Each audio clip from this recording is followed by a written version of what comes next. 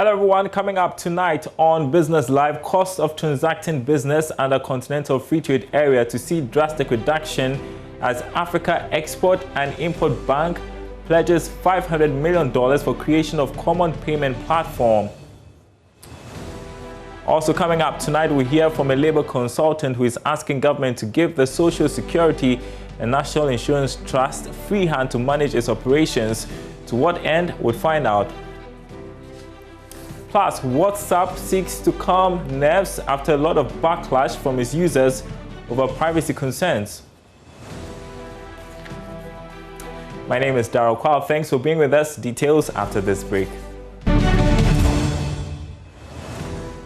Welcome back, everyone. Last week, we were greeted with some good news. The Social Security and National Insurance Trusts increasing monthly pensions by 10% for the year 2021. What this means is that all pensioners on the SNIT pension payroll as of December 31, 2020 would have their monthly pension increased by a fixed rate of 9.34%, representing the annual average price inflation, plus a redistributed flat amount of 6 cedis, 47 pesos. Well, here with me to discuss is CEO of Game & Game Group, also labor consultant, Osengame.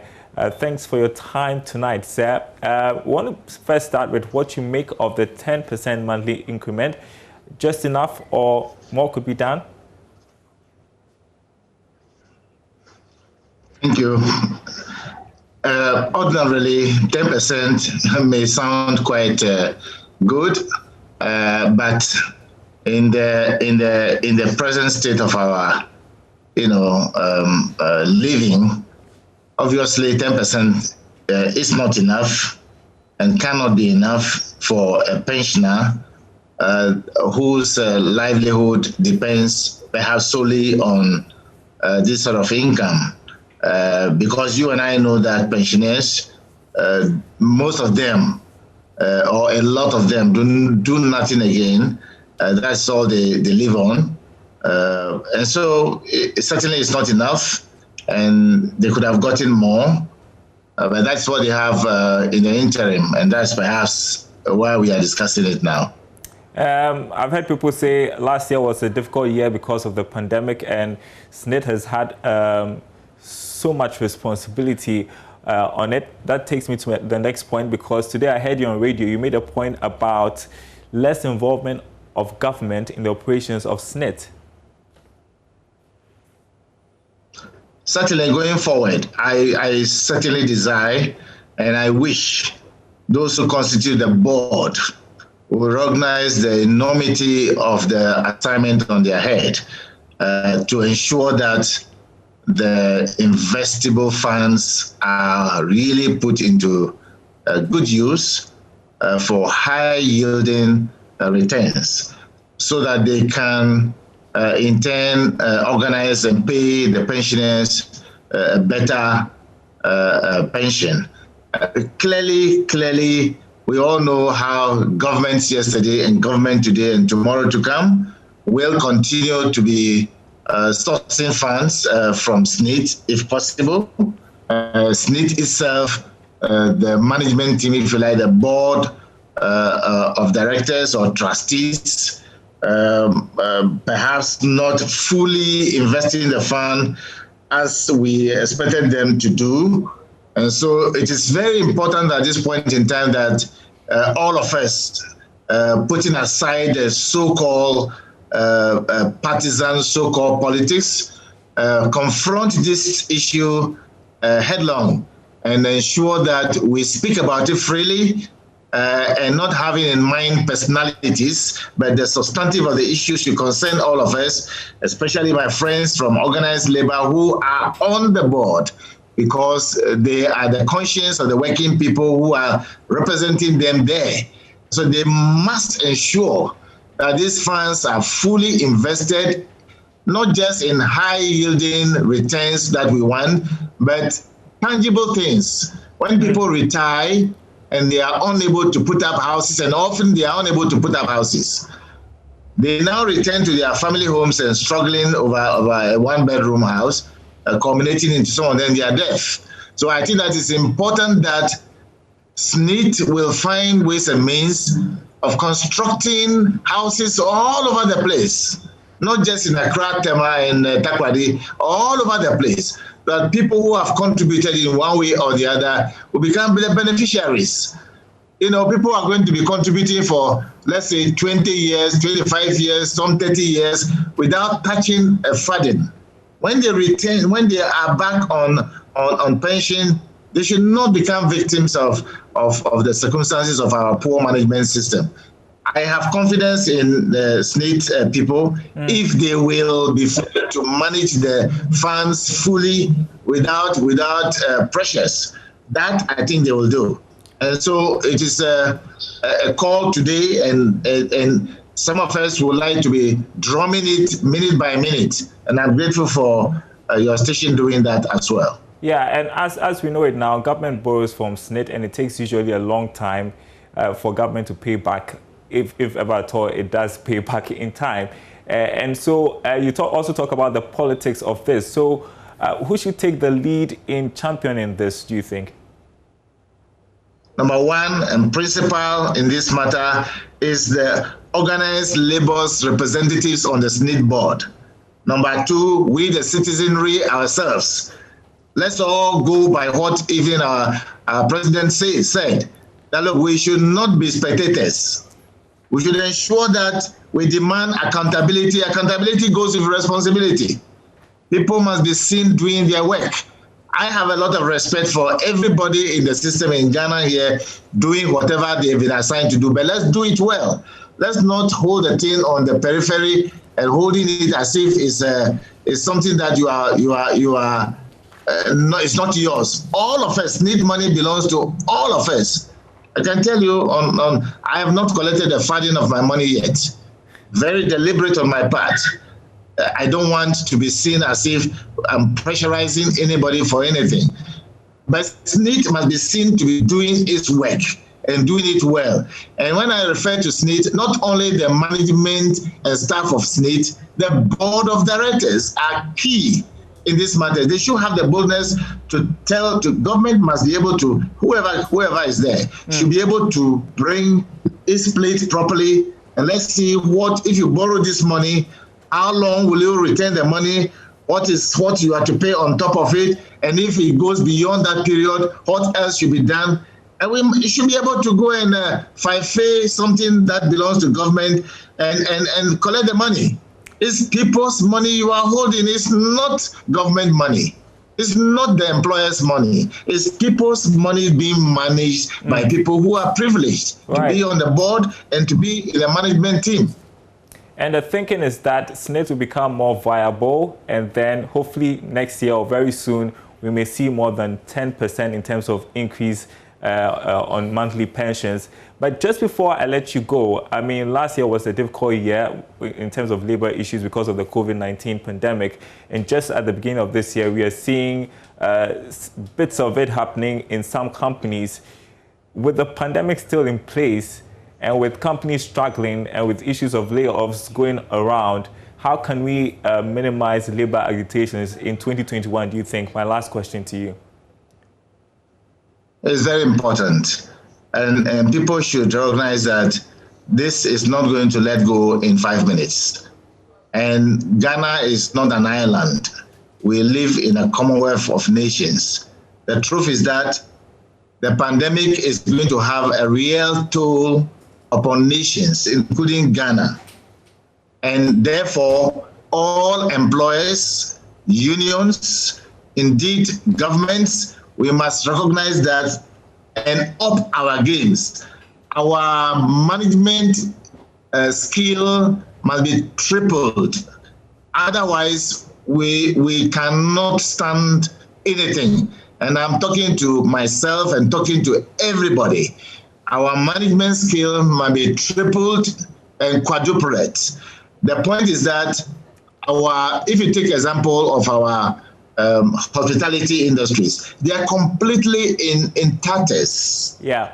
And therefore, unions, employers, and working people will have to take ownership together and find how best to manage the system and have returns that can survive all of them. If you want to have a pound of flesh, you cannot stand it. And I'm trying to say that where it is possible, in labor relations, where it is possible to lay off people without necessarily paying them, so that you have a guaranteed assurance for them that when the company returns to normalcy, let's say after 3 months or 6 months, as the case may be, then you are guaranteed your job of continuity. That way you are protecting your back. Right. But if we are demanding excessive payment, 100% payment as if work is normal, even 50% as if work is normal, you will live to regret it. So I want to suggest strongly that unions, employers should get together quickly. And even the first place it should happen is that there should be a national tripartite committee meeting where this matter will be discussed extensively, if it will mean expanding it, involving other people. So we will all come to terms of what is happening, because it's not going to stop. The COVID is not going to stop today. It's not going to stop tomorrow. Okay. We are going to experience a second wave in Ghana. Other countries are experiencing it already. And so if we think it will be a game as usual, we will live to regret.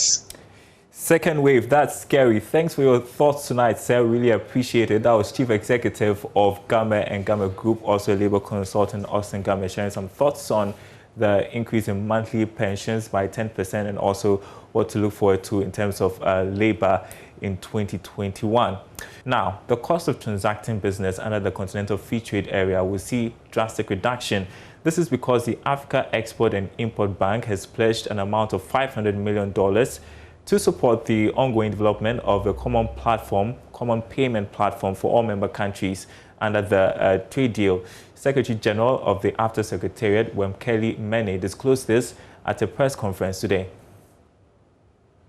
One of the mechanisms that we are working on with Afreximbank, and I'm very grateful for the support of Afreximbank. One of the mechanisms that we are working on is a Pan-African payments and settlement platform, which Afreximbank has agreed to provide the liquidity for the settlement and the payments, an initial amount of about $500 million that Afreximbank is providing, so that when a trader in Ghana trading under the AfCFTA has to transact under the AfCFTA with a counterparty in Kenya, that Ghanaian exporter will be able to transfer funds in local currency, in other words, Ghanaian cedi, to the counterparty in Kenya, who will receive the funds in Kenyan shillings. So we want to reduce the cost that is associated with converting local currency to the dollar in order to be able to transact under the AfCFTA. We all know the complications that arise from currency trading and the cost associated with convertibility of the need to convert our currencies in order to be able to trade amongst one another. We have 42 currencies on the African continent, and that in and of itself is a complicating factor when we want to ensure that we have a consolidated market on the African continent. Meantime, Ghana has been ranked 12th among sub-Saharan African countries that export to countries which are signatories to the Africa Continental Free Trade Agreement. This is a disclosure by the International Monetary Fund Trade Statistics. Charles Nixon Yabua looks at the rankings and the impact of free trade on the economy. Ghana is ranked 12th among African countries that export to countries that are signatories to the African Continental Free Trade Agreement. Indeed, the nation accounts for 17% of total exports to the 54 member countries on the continent, and that comes as a good omen for the nation because businesses and traders can leverage to be able to compete favorably with their peers on the African continent. Clearly, among ECOWAS countries, Ghana is doing better and is placed second after Ivory Coast. But In terms of the intra-African trade on the continent, it is not doing so much well. But overall, Ghana's position is not bad, because if we are able to export enough to African countries, then we will be able to bring in a lot of foreign inflows. It will improve upon our trade surplus, our balance of payment as well, and therefore help the cedi to become stable. But the other good thing is that businesses can then be able to expand. And expansion is very key, because that is when businesses can be able to bring in or recruit new employees or offer jobs to the people. So that is what we are looking at. If you look at this rankings, it tells you that Ghana could bring in more foreign inflows to stabilize its currency and help build its macroeconomic fundamentals. And secondly, it offers opportunities to businesses to expand their operations, and therefore offer opportunities to many Ghanaians to have job to do. And also, traders will be able to benefit, because then they will also be able to move around the continent to buy and sell. Well, still related to AFTA, the Managing Director of ABN Bank Ghana, Victor Yawasanto, is making a case for banks to support the country's manufacturing sector, especially the producers of pharmaceutical products. According to him, even though the sector has received some significant support during the period of the COVID-19 pandemic, there is the need to continue with many interventions to ensure that the country maintains its growth. Because what has also happened is that whilst COVID was here, a lot of traders realized that we could do some things. We couldn't travel to go and bring some things, so we were forced to start manufacturing. So thankfully, it helped in the manufacturing sector. And I'm sure when the year-end results come around, sectors that work, you see that manufacturing, pharmaceuticals especially, would have grown significantly. We also realized that local poultry and so on suddenly picked up because imports were limited and so on. So now we have, that was a positive of COVID, where people now focused on making sure of sourcing certain things from Ghana. Of course, the whole country has also become very health conscious, so anything that is got to do with health, living healthy, and so on has become very popular. People are eating fruits, and therefore the food farmers are now getting a lot of jobs and so on. People are making sure they exercise and train and all of that. So all of that has linkages to certain businesses that are thriving. So there's still a lot to be done because of COVID, and COVID has opened our eyes to certain opportunities that we didn't know. So absolutely, the COVID enablement will continue to be with us. Watching Business Live, we are taking a short break. When we come back, our in-house tech expert is on standby, Spiky, to speak to us about WhatsApp's new terms of service. We'll head into that discussion right after this break.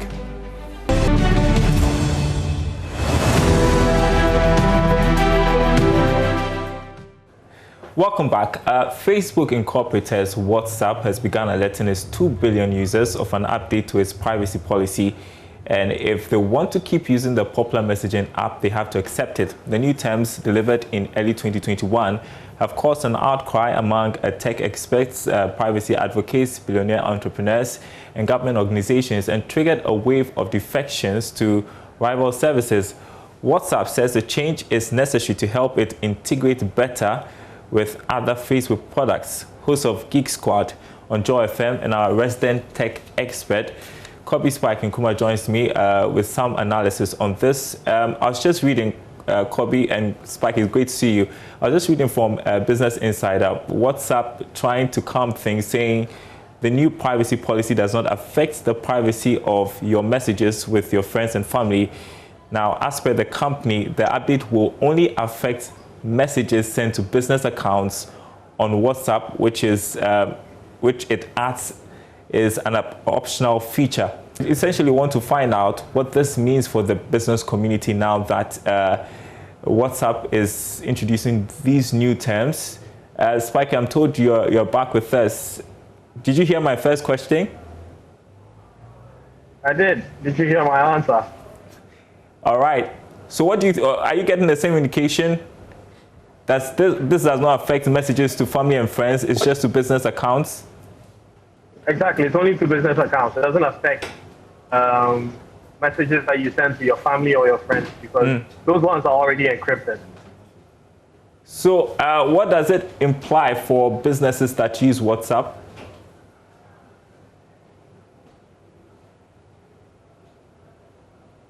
So for businesses, WhatsApp introduced WhatsApp Business, which was a lighter version that was for businesses where they could, not a lighter version, a business feature-rich version, which allows companies or small businesses to have like a catalog of products or, auto-response. But while we fix that, let's turn to insurance. The National Insurance Commission says it is hopeful of implementing the new insurance law this year after it is assented to by President Akufo-Addo. The Insurance Bill 2020 was taken through consideration by Parliament in December last year, and it is targeted at increasing the insurance penetration in the country, which currently remains low at about 1.2%. The Deputy Commissioner of Insurance, Michael Kofiando, spoke to Joy Business at the launch of Alliance Life Insurance new education policy, that is Alliance Eduflex plan. You must have seen from the newspapers that the bill has been passed already. So it was passed by the former parliament. So the bill is already passed. It was passed before the former parliament was dissolved. So what is next after the bill being passed? Implementation, of course. We just need to implement the new things. We need to grow the industry and make insurance more attractive, create stronger insurance industry and make grow the penetration.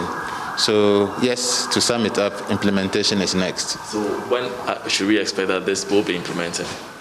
Well, I'm sure you're aware that once the bill is passed by Parliament, it needs a presidential assent from the president, and then it becomes an act. So once it's an act, the implementation starts. So once it is signed into an act, the implementation will start. The NIC will come out with some transitional arrangements because there are a number of things that we need to plan for. So we'll come out with transitional arrangements for the insurance companies and relevant stakeholders, and then gradually we'll roll the various things out. Meanwhile, Chief Executive of Alliance Life Insurance, Gideon Atarere, has been telling us more about the Eduflex plan, which seeks to provide education cover for the insured public through a savings scheme. It helps on two fronts. Education for us means two things. It means you're trying to give your child the right education, so you save towards it. Many people, that's all they do. They just save towards their education. But unexpected things happen. And so when those unexpected things happen, the money they've saved for education is diverted towards those unexpected things. And so most times you would see that people really don't save or use the savings for the education of their children. So what this product does is that it helps you to save towards the education and then provides a bulwark, like provides a protection such that as you're saving, anything that happens along the way, whether there's death, whether there's permanent disability, whether there's temporary disability, injuries, any of those things, the product will be able to take care of that. Why not diverting your attention from saving towards the education? So that's what it is. We have your money tip tonight on Money Lab next.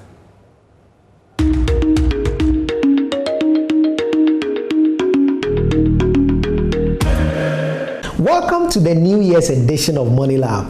We have begun a new series called Achieving Financial Wellness, and we've defined it and we've shared the components that will make anybody who wants to become financially well know what to do. Today, we want to go into the laboratory of your money and begin to diagnose whether to begin with you are financially well or otherwise. To do that, we have something we call your net worth, and you have to take a glance at your assets or the things you have as far as your finances are concerned, and your liabilities, the things you owe as far as your finances are concerned. So if you can pick a sheet of paper on your phone, begin to navigate and put down the things you own, your bank account, your savings account, your investment account, your pensions account, put the final value at the bottom, and then begin to ask and inquire, are there some debts you have that you have to pay back? Are there some liabilities you have to pay back? When you get these two instances, strike them off and check if you have a deficit or a surplus. The outcome shows your financial health, and when you do, you are qualified to take the next step. Join us tomorrow as we share with you what to do next in achieving financial wellness. Right, and we're going to try to bring back Spiky sometime in the week to discuss this WhatsApp story, because I know most of you are interested in it, what it means for WhatsApp as a company and rival services where users are now flocking to. That's it for Business Live tonight. Thanks for watching. My name is Daryl Kwao.